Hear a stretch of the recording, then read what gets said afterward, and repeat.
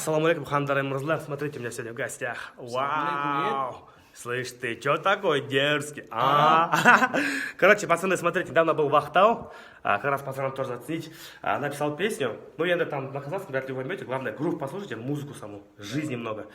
Поется о том, что, типа, вот, ничего не хватает. Точнее, ну, что нам больше надо? Только вот кайфовать с друзьями, типа. Короче, смотрите, қуанышқа текстін қалдырып кеттім. Қуаныш жазып береді, но мен басындағы флотты айтып берейін, тыңдаңыздар.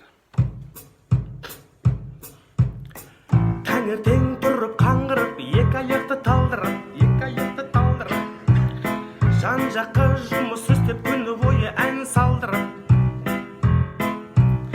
айналама жақындағы достарымның бәрін достарымды алдырып, ақшасы жетпей тұрғандарға Каспий голдқа салдырып,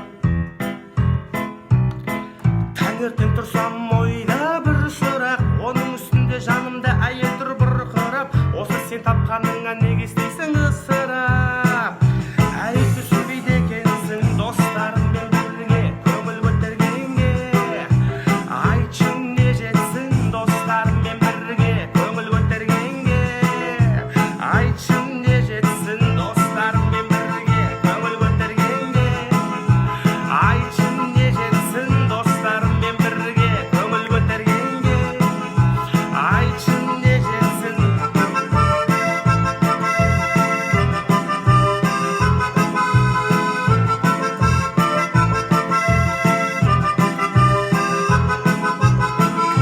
Я бы вам сыграл, дұрыстап, асықпай, но видите, здесь братья стоят, ждут, поэтому вот примерно так.